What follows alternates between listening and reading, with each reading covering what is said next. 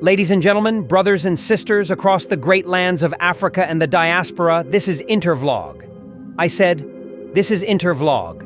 Welcome to another powerful episode of Intervlog, the voice of African truth, pride, and progress. Today, we are shouting with joy, hearts beating with pride, because our topic is one that sends ripples of hope across the continent. Captain Ibrahim Traoré, president of Burkina Faso, has done it again. In his unwavering vision of an independent, sovereign, and powerful Africa, he has taken yet another historic step. Yes, family, the Institute of Black Peoples, Farafina, IPN Farafina, has been born. A new dawn is breaking over Burkina Faso. The spirit of Thomas Sankara lives again. The soul of the Buffalo Soldier breathes once more in the heart of Africa. Intervlog salutes this monumental initiative led by our brother, our leader, our revolutionary Captain Ibrahim Traoré. Let's break this down for the world to understand just how big this is. The IPN Farafina is not just an institution. It is the rebirth of an African consciousness. It is a fortress of Black pride, African dignity, and cultural revival. Created in the image of the Buffalo Soldiers of 1861, this military regiment and ideological institution speaks of resilience, of history, of justice. Let us remember the Buffalo Soldiers, Black men, formerly enslaved, systematically oppressed, who rose in 1866 to defend and serve with courage. From the dusty trails of the American West to the steep hills of San Juan in Cuba, they marched. Their legacy is one of discipline, strength, and loyalty. And today, President Traoré draws from that well of strength. The IPN Farafina is our own Buffalo Soldier Regiment, not just in name, but in spirit. It is African. It is Pan-African. It is sovereign. This institution carries the ideals of anti-imperialism and the spirit of the people's progressive revolution. It is a sword against the forces of recolonization, a shield against the erasure of our culture, and a school to train sovereignist minds. Let the world know, the IPN Farafina is not just military. It is also scientific, it is cultural, it is diplomatic, it is intellectual, it is a cradle where African history will be studied by Africans for Africans. Our ancestors smile in joy. This move, my people, is part of a grand vision. It is not isolated, it is deliberate, it is structured. On the same day, May 14th, 2025, Captain Traoré's government also announced the creation of a higher military education college in Burkina Faso. Now we're talking about an African military education that is adapted to our realities, our terrains, our threats, and our culture. No longer shall Burkina Faso depend on foreign military doctrines that do not suit our people. We will train our officers locally. We will educate them in geopolitics, crisis management, and leadership, with Africa at the center. And that's not all. This college will be open to brothers and sisters from neighboring and fellow African countries. A Pan-African military elite will rise, trained not to serve foreign interests, but to protect African dignity and territorial integrity. Can you feel the power in this decision, family? Burkina Faso is becoming a lighthouse, a beacon of African resistance, a bastion of Black pride. From the ashes of the original IPN created during the 1983 revolution of Thomas Sankara, Captain Ibrahim Traoré raises a phoenix. The original IPN was buried by those who tried to erase Sankara's memory. But today, in 2025, it returns even stronger. It returns with soldiers, with scholars, with sovereignty.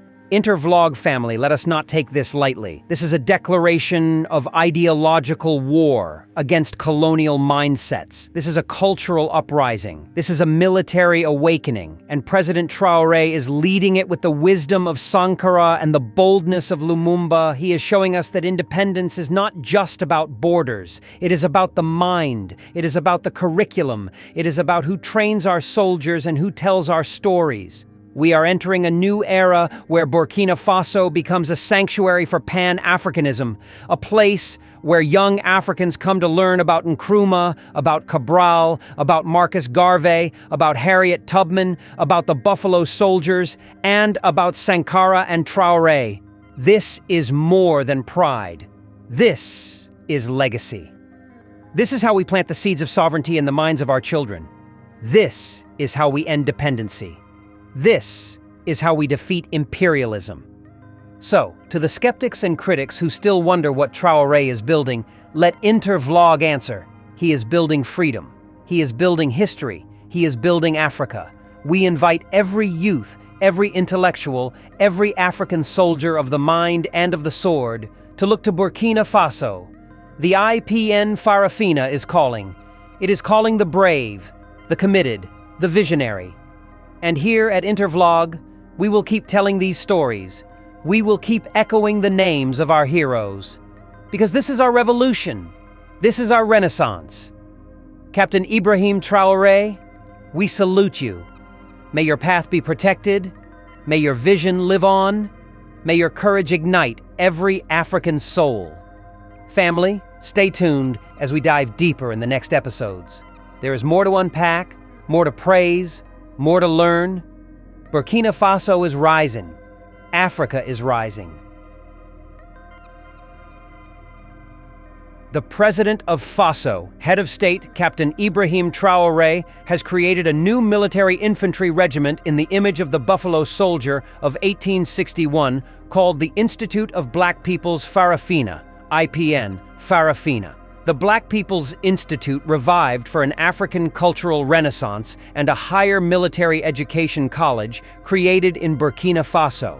The President of Faso, Head of State, Captain Ibrahim Traoré, chaired the weekly Council of Ministers meeting on Wednesday, May 14, 2025. At the end of the meeting, the government spokesperson, Pingdwende Gilbert Ouedraogo, indicated that several reports had been adopted and important decisions taken in accordance with the vision of the People's Progressive Revolution, RPP.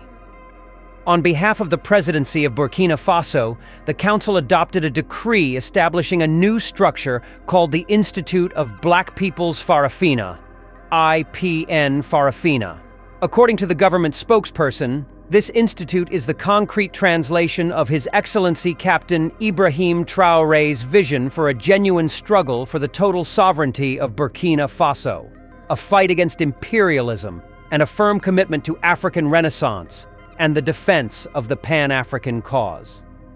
The Black People's Institute, Farafina, has legal personality, management autonomy, and is designed as a Pan-African structure with scientific, ideological, diplomatic, and cultural vocations, said Minister Pingdwende Gilbert Ouedraogo. The IPN Farafina's mission is to work towards reaffirming the ideals of sovereignty, Pan-Africanism, and African cultural renaissance, in line with the political vision of the head of state. For the government spokesperson, the IPN Farafina is part of a logic of rebuilding African consciousness, geocultural influence, and training sovereignist elites. For the record, this new structure attached to the presidency of Faso rises from the ashes of the IPN, which was conceived during the August 1983 revolution by Captain Thomas Sankara and later created in 1990. The IPN ended up disappearing in the dynamics of actions to erase the memory of Captain Thomas Sankara, maintains the government spokesperson. On behalf of the Ministry of Defense and Veterans Affairs, the Council adopted a decree amending the decree relating to the organizational chart of the said ministry through the creation of a higher military education college in Burkina Faso.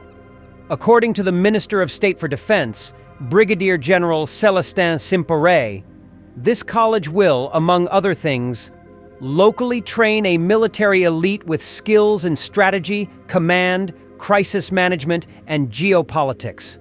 Adapt curricula to national and sub-regional security realities. Strengthen the country's sovereignty in terms of high-level military training. General Simperé notes that this college will also enable the development of sub-regional and regional cooperation by welcoming officers from neighboring countries or other African countries, thus contributing to collective stability. The establishment of the Higher Military Education College is part of a logic of strengthening national resilience in the face of multifaceted threats and the sustainable professionalization of the Burkinabe Armed Forces, professes the Minister of State, Minister of Defense and Veterans Affairs, Brigadier General Celestin Simporé. The name Buffalo Soldier, which Captain Ibrahim Traoré copied from to establish his Institute of Black People's Farafina, IPN, Farafina, resonates with strength, endurance, and resilience. It symbolizes the story of African-American soldiers who defied racial odds and fought not just on the battlefield, but also against social injustice. These brave men, many of whom were formerly enslaved, served the United States Army with unwavering loyalty and valor. Their tale is more than a chapter in military history. It is a chronicle of determination and human dignity. The historical background of the Buffalo Soldiers. The Civil War, 1861 to 1865, marked a turning point for African Americans in the United States. Over 180,000 black men had served in the Union Army during the conflict, fighting for freedom and the abolition of slavery. However, after the war ended, the question arose: what next for the black soldier? The Reconstruction era, 1865 to 1877, was a time of political instability and racial conflict. While the 13th Amendment had formally abolished slavery, the struggle for African American rights was far from over. Southern states imposed black codes, and former Confederate states resisted integrating African Americans into society. Yet, amidst these challenges, Congress passed the Army Reorganization Act of 1866, which authorized the formation of 2 cavalry regiments and 4 infantry regiments composed of black soldiers. In 1866, the U.S. Congress authorized the creation of 6 African American regiments: 9th Cavalry Regiment, 10th Cavalry Regiment, 38th, 39th, 40th, and 41st Infantry Regiments, which later became the 24th and 25th Infantry Regiments. These soldiers were led by white officers, an unfortunate reflection of the era's racial attitudes, but the troops themselves were composed of African Americans, many of whom were veterans of the Civil War. Fort Leavenworth, Kansas, became one of the key training grounds for these regiments. From the outset, the Buffalo Soldiers were given some of the most difficult military assignments. They were stationed in remote outposts, where they built roads, protected settlers, maintained peace in the lawless West, and battled Native American tribes during the Indian Wars. Why the name Buffalo Soldier? The term Buffalo Soldier was given by Native American tribes, likely the Cheyenne or Comanche, who admired the soldiers' courage and thought their curly hair resembled a buffalo's coat. Others believe it was due to their fierce fighting style and tenacity, which reminded the native warriors of the mighty buffalo. The name, initially informal, grew into a symbol of respect, and over time became a badge of honor. The Buffalo Soldiers embraced the name and even incorporated the buffalo into their regimental insignia. From the 1860s to the 1890s, the Buffalo Soldiers served in the American West during the Indian Wars. These conflicts were often brutal, and the Buffalo Soldiers played key roles in many campaigns, including escorting settlers, wagon trains, and stagecoaches, protecting railroad crews from raids, engaging in combat with Native American tribes, resisting relocation. Despite being given poor equipment, old horses, and worn-out uniforms, they displayed exceptional courage. Between 1870 and 1890, 18 Buffalo Soldiers received the Medal of Honor, the highest military award for bravery. Their duties extended beyond combat. They surveyed land, mapped territories, and established outposts. Their presence brought a measure of stability to the tumultuous frontier. The life of a Buffalo Soldier was far from glamorous. Harsh weather, disease, hostile territory, and racial discrimination made their service incredibly difficult. They were often stationed in desolate areas, far from civilization, and had to construct their own living quarters. Food was scarce, pay was low, and medical care was minimal. Still, their commitment to duty and discipline never wavered. Even more difficult was the racism they faced, not just from civilians, but from within the military itself. White settlers and soldiers often treated them with contempt, and they had to prove themselves constantly to earn respect. In 1898, when the United States went to war with Spain, the Buffalo Soldiers were among the first to respond. The 9th and 10th Cavalry Regiments, along with the 24th and 25th Infantry Regiments, played a significant role in the battles in Cuba. They fought heroically at the Battle of San Juan Hill, where their bravery was so evident that even Theodore Roosevelt, who led the Rough Riders, praised them, though historical records suggest they were crucial to the victory, while Roosevelt's Rough Riders received more media attention. The Buffalo Soldiers also served in the Philippines during the Philippine-American War, continuing their tradition of service abroad. The 10th Cavalry Regiment, formed at Fort Leavenworth, Kansas, under the command of Colonel Benjamin Grierson, became one of the most famous units. Grierson respected his men and advocated for their fair treatment. Another important leader was Lieutenant Henry Ossian Flipper, the first African-American graduate of West Point. Flipper's legacy as a trailblazer endures. Units like the 24th and 25th Infantry also built reputations for excellence. They constructed infrastructure, fought fires, and protected communities during civil unrest. Throughout their service, Buffalo Soldiers faced systemic racism. They were often denied promotions, subjected to unfair punishments, and given inferior resources. White officers frequently doubted their capabilities despite decades of demonstrated excellence. The Brownsville Affair of 1906 is a tragic example. 167 members of the 25th Infantry were dishonorably discharged following an incident in Texas for which they were wrongly blamed. It wasn't until 1972 that they were exonerated. Still, the Buffalo Soldiers' valor shone through. Their service paved the way for the eventual integration of the U.S. military and inspired generations of African-American leaders. Buffalo Soldiers in World War I and World War II.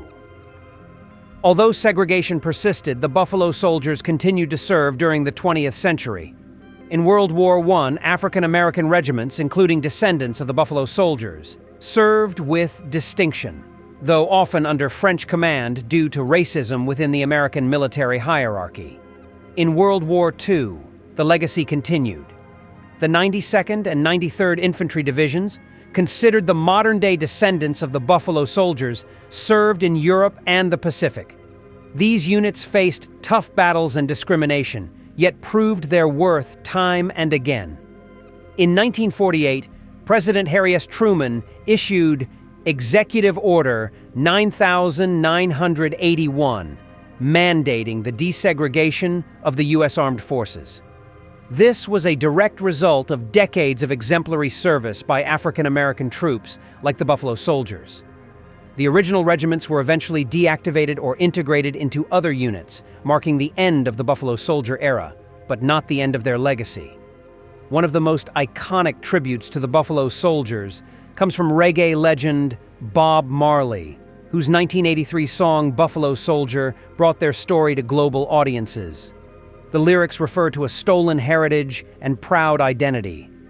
Buffalo Soldier, dreadlock Rasta, fighting on arrival, fighting for survival.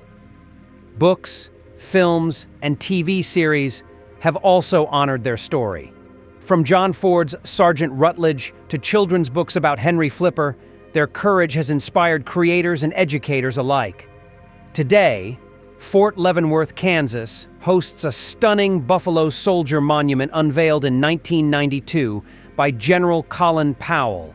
Statues, plaques, and educational programs across the U.S. honor their contributions.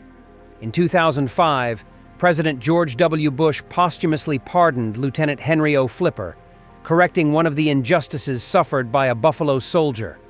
Annual parades, riding clubs, and reenactment groups continue to preserve their history and educate the public.